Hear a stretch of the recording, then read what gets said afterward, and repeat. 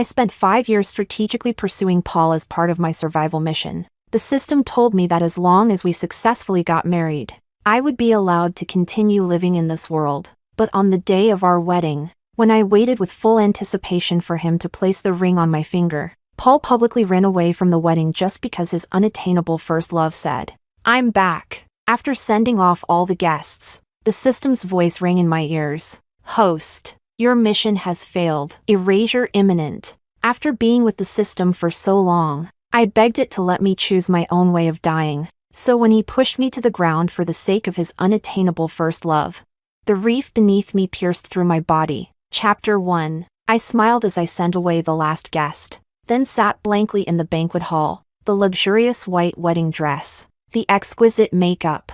I should have been happy. Yet at this moment, my heart felt completely dead. Today wasn't only my wedding day, it was the day I was supposed to complete my mission. As long as Paul and I completed the ceremony, I would be able to keep living. I had looked forward to this day.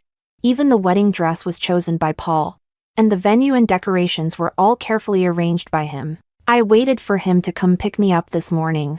But even past 9, he didn't show, so I called him, sent him messages. All of them sank without a trace. No response at all. At 10 o'clock, I had no choice but to head to the hotel alone. On the way, I kept messaging him. I already guessed he might run from the wedding, yet I still gave him a sliver of trust. But now, all of that trust and hope burst like a bubble. My cousin Miranda, who had been with me this whole time, finally couldn't hold back and muttered angrily, "Paul, what the hell is wrong with you? Running away on the wedding day?" 10 years ago, in the real world, I fell into a coma and arrived in this novel world. The system told me that I was the expendable second female lead. As long as I successfully pursued the male lead and married him, I could go back. If not, I would be erased. My family and Paul's family had been close for generations. Paul and I grew up together, but when he was 4, he was lost and ended up growing in an orphanage. He wasn't taken back to the Goof family until age 14. At that time, the me in this world was only 11. Both families hoped we would be together. I clearly had a great advantage, yet pursuing him was incredibly difficult. In everyone's eyes, I loved Paul to the point of madness, but no one knew it was simply my desire to survive. I thought of yesterday. Paul held me like a treasure, gently whispering with joy in his voice, "Jessica, tomorrow you'll be my bride." But now, looking back, all of it feels painfully fake. I didn't say anything. I stared at the entrance of the hall, still ridiculously hoping that Paul might suddenly appear. "Host, stop looking. Paul has been with Alicia all day." The system's voice echoed in my ears. Alicia. Of course I knew her name. Alicia was 2 years older than Paul, when Paul was in the orphanage and was bullied by other children. Alicia was the one who protected him, so in Paul's heart, she always held a special place. And when he was brought back home, Alicia came with him. They sent her to a private high school, remade her life with money and resources, all because of her past care for Paul. Alicia liked Paul, but his family disapproved. Their social statuses were too different, and because of my mission, the two eventually fought fiercely, and Alicia left the country and married someone else. Rumors said she didn't marry well. Her husband had violent tendencies. I let out a bitter laugh. "She's back?" The system replied, "She arrived at dawn. Paul went to pick her up." Heh. So they spent the whole night together. Those 10 years he was missing had long washed away any childhood bond between us. And back then we were too young to remember anything clearly anyway. "Host, your mission has failed. After midnight, you will be erased." The system finally said the words. I had mentally prepared myself. Yet when I truly heard it, I still felt unwillingness and resentment. I closed my eyes in despair and weakly asked, "Can you at least let me choose how I die?" Chapter 2. If it couldn't grant my request, I wouldn't force it. The system remained silent for a long time, just when I had lost all hope and was quietly waiting for death. The system's voice sounded again. "Host, I've extended your time by 36 hours. I'm sorry. Host, this is all I can do for you." I smiled and shook my head. "You've already helped me enough. My expression was misunderstood by my cousin Miranda, who had been next to me the whole time. To her, my tears were all for love. She sighed and tried to comfort me. Jessica, there are countless good men in this world. Why hang yourself on Paul's crooked tree? Many people had asked me that question before. Back then, in order to marry Paul, my answer was, because Paul is my life, and he truly was my life. Only by successfully completing the mission, marrying him, could I stay alive. So every wealthy family in Haicheng knew I was a hopeless romantic, and they secretly mocked me behind my back. Thinking of this, I slowly opened my eyes and looked at Miranda. I gave her an indifferent smile. Don't worry, cousin, I won't obsess over Paul anymore, because he himself had ruined my life. I didn't have long left anyway. Before long, the news of Paul running away from the wedding shot straight to the trending searches. Someone also leaked that his first love had returned to the country. The implication was obvious. I was in a bathroom stall when I saw all the online comments, and at the same time heard several rich socialites outside sneering. So it was because his first love came back. No wonder the young master ran from the wedding. Wasn't it Jessica's fault they were forced apart back then?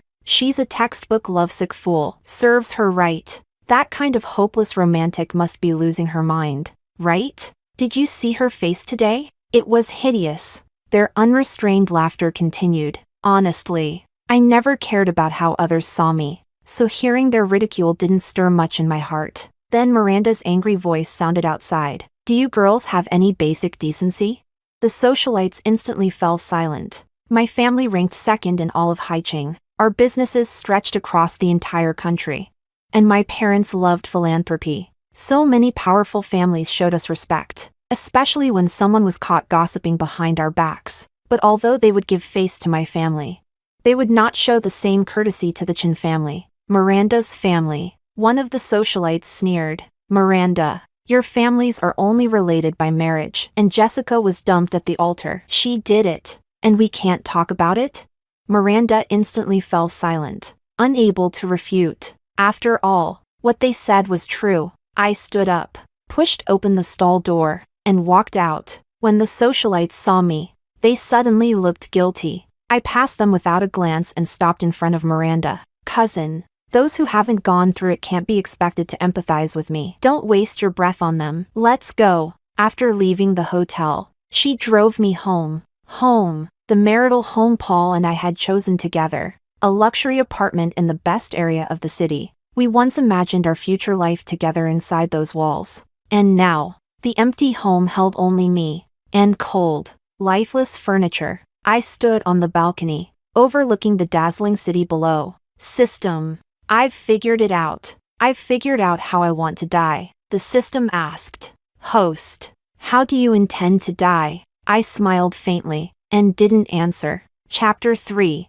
In everyone's eyes, Alicia was a pure, flawless white rose, born poor, yet always repaying hatred with kindness, carrying a gentle heart. But I had seen her real face. Only I had seen it. I had to admit, Alicia's facade of innocence was crafted beautifully. But this time, I intended to tear off that mask of false purity. To let everyone see her true nature. And let Paul regret it for the rest of his life. I still remembered when I first arrived in this novel world. It happened to be the moment Paul was found and brought home. Paul had promised the curious Alicia, Alicia, you used to protect me. From now on, I'll be the one protecting you. And just like that, Alicia stayed. Paul's family merely saw her as a benefactor. Everyone else still expected Paul and me to end up together. After all, we had a childhood engagement. One afternoon after class, Alicia blocked my path. By then, she no longer looked like the girl who had just entered Paul's house. No more cheap dresses. No more terrified expressions. She had long grown used to wearing luxury clothes, and even her demeanor had changed. She looked down at me from above, reminding me casually, Jessica, don't think that just because you and Paul had a childhood engagement, he'll like you. You were separated for 10 years. Right now, the person he cares about most is me. Paul belongs to me. The feelings we built through shared experiences are unshakable. I advise you to give up.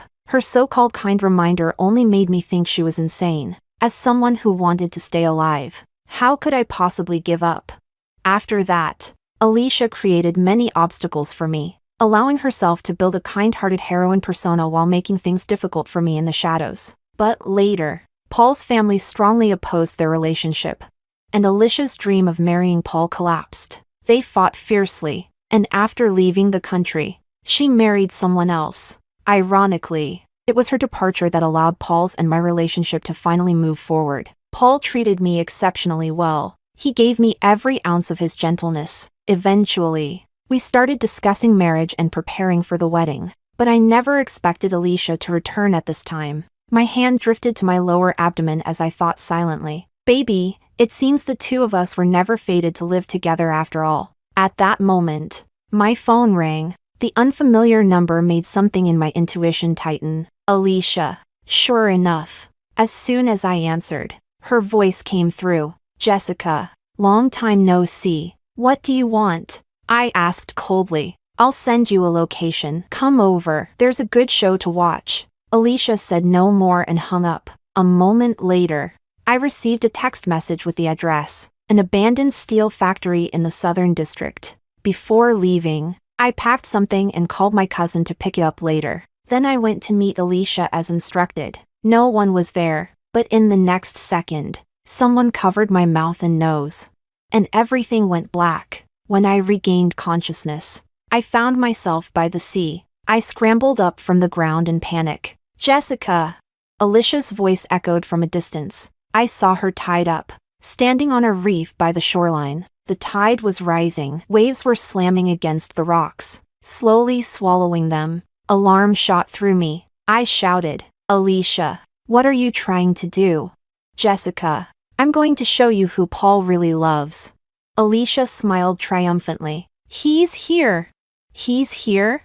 I followed Alicia's gaze, and saw Paul walking toward us from afar. Chapter 4. After Paul walked over, Alicia immediately burst into delicate tears and cried out pitifully, "Paul, you're finally here. Please save me. The tide is rising, Paul. I'm so scared." The scene was arranged so perfectly that it looked like I had kidnapped Alicia and thrown her onto the reef. Paul's expression grew heavy. His brows knitted together as he looked at me. Alicia quickly added, "Paul, Jessica only acted on impulse. She tied me up because she was overwhelmed. Please, don't blame her. It's my fault for ruining your wedding." I hadn't said a single word, and somehow, I had already become the villain. "Paul," I called his name softly, but before I could say another word, he cut me off harshly. "Jessica, missing the wedding yesterday was my fault, but you shouldn't have laid a hand on Alicia." His tone carried accusation and disappointment. I couldn't help but laugh and ask, "So, in your heart, I've always been a cruel and vicious person?" "Jessica," he murmured, shaking his head as he walked toward the reef. He struggled to pull Alicia free, carrying her back to shore and untying her ropes. Watching this, all I felt was coldness. The sea breeze whipped my hair, but it also chilled my heart. At this point, what was there left to hold on to? "Paul, believe me or don't, I didn't touch Alicia." I looked straight into his eyes as I spoke, but Alicia began crying softly again, her body trembling. "Why yes, it wasn't Jessica. Paul, it was my fault. I tied myself up and walked onto the reef." Paul stared at me. "Jessica, you've really disappointed me." I knew Paul believed Alicia. I grabbed Alicia's hand and said, "People see everything you do. Aren't you afraid of karma?" But Alicia suddenly became hysterical, thrashing as if she had lost her mind. She was acting again. Paul panicked and rushed between us, trying to pull me away with force. Suddenly, the grip on my wrist loosened. I stumbled backward and landed hard on the rocks. A sharp object drove into my back. The pain was overwhelming. I swallowed a groan. Paul held Alicia tightly in his arms, gently patting her back until she calmed down again. "Alicia's husband has been abusing her for a long time. When you touched her, she reacted instinctively." Paul looked at me as he explained. Alicia leaned against his chest and cried uncontrollably. "Paul, I'm scared. I'm really scared." Did I lose control again? My heart, it feels so messy. "Paul." Her words tumbled out in chaotic fragments. Paul swept her into his arms and began to leave, soothing her in a soft voice. Don't be afraid. I'm right here. I'll take you to a doctor right now. His steps grew faster. As they walked away, Alicia turned her head back and shot me a meaningful, triumphant smile. Once the two of them disappeared, I could no longer hold myself upright. I reached back with trembling fingers, and when I looked at my hand, it was covered in blood. A jagged rock had pierced into my back. The pain had already numbed my body. Host. Your life force is rapidly decreasing. Chapter 5. I never expected to die this way, killed by Paul's own hands. But maybe it was fitting. I felt so tired. My body could no longer support me. I collapsed onto the sand. When I opened my eyes again, I was following Paul. I froze, confused. The system explained, "Host, this is an out-of-body state." So, that was it. My soul had left my body. Paul gently placed Alicia in the passenger seat, coaxing her softly like she was a fragile treasure. "Alicia, we'll be at the hospital soon. Wait for me just a moment." He closed the door and stepped aside to make a phone call, his gaze drifting toward my collapsed body on the beach. I spoke aloud. Even though he couldn't hear me, I didn't expect to die like this either. He said into the phone, "Marco, come to the holiday beach and check on Jessica. I'm with Alicia." She tied Alicia to the reef and nearly caused an accident. "Alicia had an episode. I need to take her to the hospital. I don't feel safe leaving Jessica alone at the shore. And the tide is rising." Heh, so he did know how to worry about me? Was I hearing things? Marco was Paul's closest friend, but what Paul didn't know was that Marco had always secretly been in love with Alicia. He had no way of knowing. Marco was always cautious, always discreet. No one knew. How did I know? It happened at Alicia's 18th birthday party. Paul hosted it himself, lavish and extravagant, inviting every wealthy young heir in the circle. Alicia shone like a goddess, surrounded by admirers, held up like the brightest star in the sky. Everything went as expected, until it didn't. Alicia suddenly accused me of staining her dress. She cried delicately, attracting endless sympathy. A group of boys comforted her for a long time, and I was completely innocent. I was just walking out of the hall when I bumped into Marco. His cheeks were flushed. He was clearly tipsy. He stopped me. "Jessica, Alicia and Paul belong together. Why are you forcing your way between them? You care a lot about Alicia, don't you? Do you like her?" I asked casually. Marco's reaction was instant, panicked, guilty. That was when I knew I had hit the mark. He snapped angrily. "You're meddling in their relationship. Be careful, you'll bring karma on yourself." Yes, and here it was, karma. The system suddenly spoke. "Host, if Marco brings you to the hospital, your consciousness may return to your body. You might have a chance to survive." I asked in disbelief. "You mean I could come back to life?" "It's a random possibility. I can't guarantee anything." The system sounded helpless. But would Marco really save me? I wanted to live, desperately, but I didn't dare put my hopes on Marco. No hope means no disappointment. Paul seemed to remember something. Just as he was about to end the call, he added, "Take good care of Jessica for me." After hanging up, he looked toward the shore, toward my lifeless body, and let out a long, heavy sigh, before walking to the driver's seat and opening the door. Meanwhile, Alicia slid her phone back into her pocket, and gave Paul a weak, feeble smile. Chapter 6. I followed the two of them all the way to the hospital. After Paul had the doctor examine Alicia, he brought her back home. Alicia grabbed Paul's hand just as he was about to leave and said softly, "Paul, can you stay with me tonight?" I was stunned. After years apart, shouldn't their reunion be full of passion and rekindled love? Instead, Paul loosened her grip, giving Alicia a long, meaningful look. Perhaps she wasn't used to being seen that way by him. She shifted uncomfortably and asked, "Why are you looking at me like that?"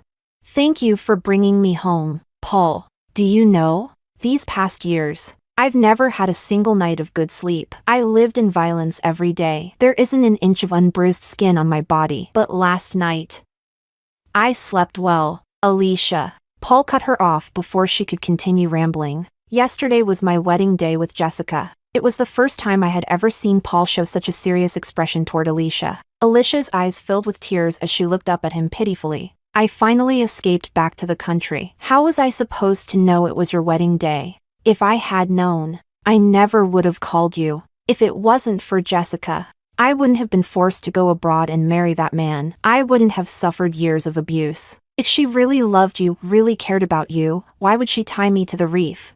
The more she spoke, the more aggrieved she sounded. Her emotions spiraled as she pushed Paul toward the door. Fine. Fine. It's all my fault. Just go. If I had known this would happen, I never should have left the orphanage with you. Go. Don't come see me again. I'll just return to him tomorrow. Let him beat me to death. Seeing this, Paul immediately panicked. He rushed back inside and held Alicia tightly in his arms, patting her back comfortingly. Alicia, what are you saying? If it weren't for you back then, I would have been beaten to death at the orphanage. I'll apologize to Jessica for you, okay? Alicia gave Paul a deep, loaded look. Paul, we depended on each other for 10 years. To me, you're like a real little brother. But Jessica misunderstood us. She made things hard for me. She spread rumors about me. Paul, are you really willing to marry a cruel, cold-hearted woman like her?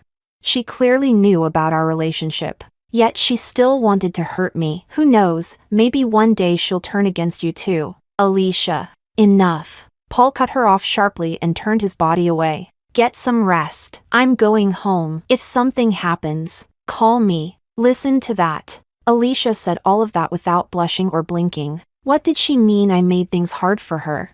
What did she mean I spread rumors? All of it, nothing but the traps she set to frame me. Paul left the house. After getting into his car, he didn't start it immediately. He pressed both hands against the steering wheel, resting his forehead on the seat. Lost deep in thought, after who knows how long, he finally picked up his phone and dialed my number. But my phone was turned off. He frowned and called Marco instead. When I got there, the beach was empty. I ran into an old man selling trinkets. He said he saw a young girl walk away. He must have meant Jessica. Marco replied lazily. Her phone's off? Totally normal. You ditched her on your wedding day and made her the laughingstock of the entire city. Give it a few days, she'll calm down. Chapter 7. Hearing Marco's words, I couldn't help asking the system curiously. Was I rescued? The system replied with only 2 words. No. I murmured calmly. Oh, so I was washed away by the tide? The system let out a long sigh, its voice filled with regret. You were thrown into the sea by Marco. What? My soul froze in shock. At that moment, an image surfaced in my mind. A memory. When Marco arrived at the beach, I was already on the verge of death. But instinctively, I still had the desire to survive. Yet when he saw me lying in a pool of blood, reaching helplessly toward him for help, he hesitated. He crouched in front of me, looking at me the same way one might admire a painting. A deep, unsettling gaze. Jessica, I heard you kidnapped Alicia and tied her to the reef. She almost died because of you? I was dying. How could I possibly answer him? My arm only twitched weakly. Marco's lips curled slightly. Jessica, if you hadn't clung to Paul so desperately, Alicia never would have been forced to go abroad. She never would have suffered abuse. All of this is your fault. Now that Alicia is finally back, and she and Paul both like each other, you need to step aside. Marco always appeared gentle and refined, but who could have imagined such a beast hid beneath that exterior? The system said, Marco is the definition of a polished monster, a wolf in gentleman's clothing. Marco looked around, seeing no one and no cameras. He lifted me off the ground and slowly walked toward the sea. The tide was rising. Without a shred of hesitation, Marco threw me into the ocean. The moment my body hit the water, salt water flooded into my wounds. The agony was so intense that I lost consciousness instantly, and the waves dragged my body farther and farther toward the open sea. Marco's expression twisted into crazed satisfaction, seeing my body drift away. He wiped his bloody hands on his clothes and turned to leave. He pulled out his phone and made a call. She's dead. No one will compete with you for Paul anymore. From those words, was he speaking to Alicia? The voice on the other end confirmed it. Alicia feigned shock. Marco, how did she die? Marco chuckled quietly. She barely had a breath left. I threw her into the sea. The waves carried her away. From now on, nothing will stand between you and Paul. He hung up. On the other end, Alicia smiled, bright with satisfaction, watching everything. I couldn't help speaking to the system bitterly. So I die without clarity? Without meaning? The system gently reassured me. Host, don't worry, the real drama is just beginning. Real drama? What drama? My soul followed Paul back to our home. My cousin was waiting. When she saw Paul alone, she frowned harshly and demanded, "Where is Jessica?" Jessica turned off her phone because she's angry. Paul said tiredly, "That's impossible."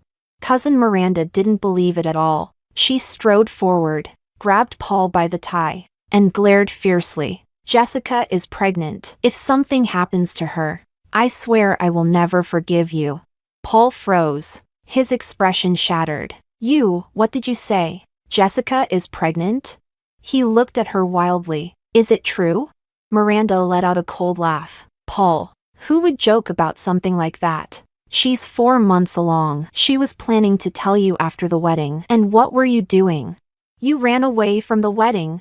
Chapter 8. Perhaps because Paul learned I was pregnant, he kept calling me again and again, but whether it was Paul or my cousin calling, all they heard was the cold reminder, "The number you have dialed is powered off." I had completely disappeared. Paul paced back and forth in the living room, extremely anxious, even starting to search for my whereabouts through every means he could think of. He didn't know that the sea had already carried my body away long ago. My cousin sat on the couch, crying in panic. She glared at Paul with eyes full of warning. "If something happens to my cousin, I will never forgive you." At this moment, Paul was already falling apart. He shook his head slightly, his voice unsteady. "Jessica will be fine. She definitely will be fine. Her biggest wish in this life has always been to marry me. She must be hiding somewhere, waiting for me to find her. When I find her, I'll make sure to give her the grandest wedding."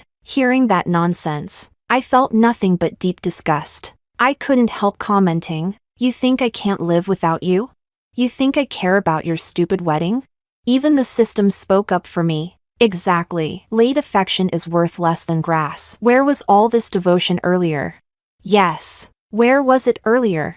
Even though my approach to Paul had always been mission-driven, 10 years of growing up together still created some emotion, however faint. But now it was simply meaningless. A full day passed, and still no news of me. Paul, sitting on the sofa, looked like he had aged overnight, unshaven, disheveled, exhausted, and utterly defeated. My cousin leaned back against the couch, about to stand, but accidentally pressed the remote. Turning on the TV, a breaking news segment appeared. The anchor reported, "Early this morning, a fisherman found a female corpse while out at sea. Police have been notified." The screen switched to the scene. Chaos everywhere. Police, forensic staff, reporters, and shocked fishermen filled the frame. As the corpse was lifted onto the stretcher, an arm slipped off the side. A bracelet slid into view. Paul and my cousin froze. A wave of dread swept over them. "That bracelet looks so familiar," my cousin whispered, terrified. But we all knew. She already had the answer in her heart. Paul murmured, his voice trembling, I bought Jessica a bracelet like that once." The next second, my cousin's phone rang. It was the police station. With trembling hands, she answered, "Is this mess Miranda?" Hearing the officer's voice, my cousin's last bit of hope died completely. Her eyes turned red as she closed them heavily. "Yes, this is she. And are you Jessica's cousin?" the officer asked again. "Yes." The word left her lips painfully, like it weighed 1,000 pounds. "Please come to the Yungang police station immediately." After the call ended, my cousin slapped Paul across the face. A brutal, ringing strike. "My cousin is dead. Are you satisfied now? She was only 21. She was carrying your child. She loved you so much. And what about you? You are the one who killed her." She slapped him again. "Good hit," the system said. Yes, good hit indeed. Paul was stunned, unable to process anything. He shook his head repeatedly, horrified. No, impossible. Jessica can't be dead. When I left yesterday, she was perfectly fine. How could she die overnight? It must be fake news. Chapter 9. My cousin and Paul arrived at the police station. The first thing the officer said to her was, "Ms. Miranda, please accept our condolences. Your cousin Jessica was murdered." My cousin finally lost control. Her emotions erupted as she cried out, "Have you caught the killer? Who is it?"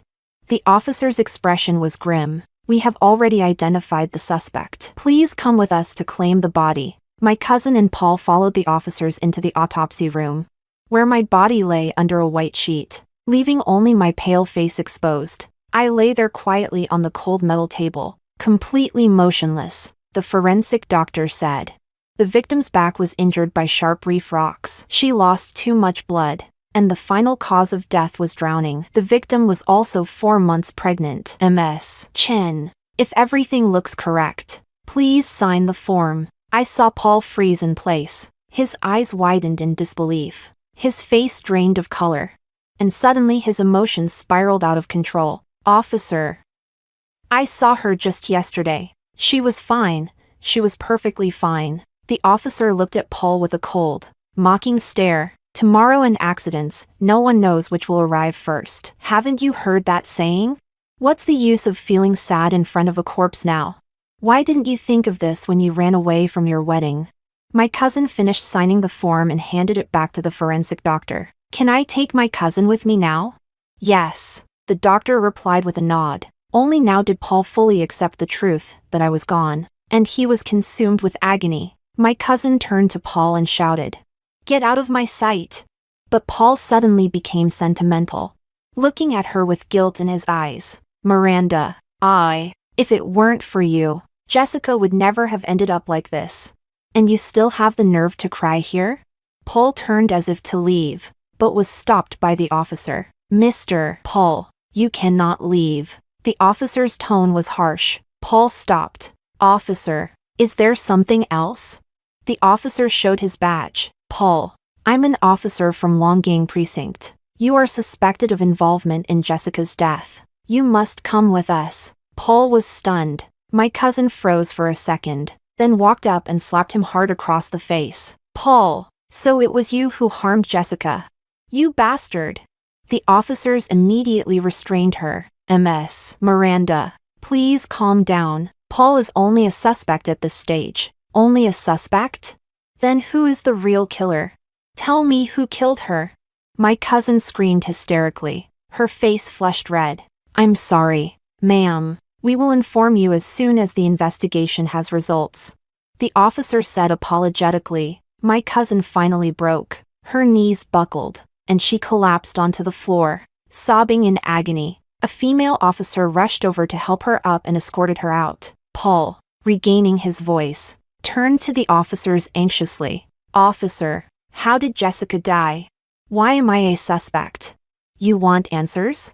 The officer stared at him coldly. "Then come with us." Chapter 10. I followed them into the interrogation room. Paul, who was used to sitting in a CEO chair, sat in an interrogation chair for the first time, wearing a suit and leather shoes. He looked completely out of place here. There were 3 officers present. Paul couldn't wait and immediately asked, "Officers, how exactly did Jessica die?" One of the officers held up a photo. "Paul, who is this woman? What is your relationship with her?" Paul glanced at the picture, his expression shaken. "That's Alicia. We grew up in the same orphanage. Later, she returned home with me." "And this person?" The officer held up another photo. Paul frowned. "That's Marco. He's a close friend of mine." A moment later, something seemed to connect in Paul's mind, and his emotions suddenly grew agitated. "I need to call my lawyer." The middle-aged officer stood, walked over, took out a phone, and opened a video for Paul to watch. I leaned closer as well. It was the footage of Alicia going hysterical. The scene of me, Alicia, and Paul struggling. In the video, it was very clear. Paul pushed me, and I fell backward onto the sharp reef rock. The moment I hit the ground, my expression changed dramatically. But Paul had not noticed. Paul stared at the video, stunned. I called Marco and told him to check on Jessica. He said she left. The younger officer let out a cold chuckle, unable to hold back the sarcasm. Your own fiancée, you didn't go see her yourself. And had someone else check on her? Did Jessica jump into the sea? Paul looked horrified, eyes wide. The middle-aged officer answered steadily. No, she didn't jump. Marco threw her into the sea. Paul's eyes widened even further. What? Marco killed Jessica? That's impossible. Marco is only an accomplice. The mastermind is Alicia. The middle-aged officer continued. Paul completely froze, like his mind had crashed. The officer sighed deeply. The story about Jessica kidnapping Alicia to the seashore? It was all a performance Alicia staged herself. She had already learned abroad that you and Jessica were marrying. So she intentionally timed her return. The domestic violence, the mental illness, all fabricated. All for one reason, she wanted you. And Marco, he has been secretly in love with Alicia for years. To the point of insanity. In his eyes, Jessica was an obstacle, standing between Alicia and you. So when Jessica was dying, he didn't save her, he finished her. Watching Paul's expression collapse, confusion twisting into regret, felt almost poetic. I murmured to the system. So, system, what do you think Paul is thinking right now, after hearing the truth? In Paul's heart, Alicia had always been a pure, kind angel. Officer, you must be mistaken. Paul's voice trembled. The young officer laughed coldly. Police don't arrest people at random. The entire incident at the beach was recorded by a passerby, and we recovered Alicia and Marco's chat logs. Both of them confessed. Paul, surprising, isn't it? The woman you idolized is actually a monster. Paul shook his head frantically. I only ever felt sibling affection for Alicia. The one I loved, from beginning to end, was Jessica. But I only felt disgust. If he truly loved me, he wouldn't have abandoned me at the altar. The young officer clearly didn't believe him either. You failed to save a life. Now go repent in prison.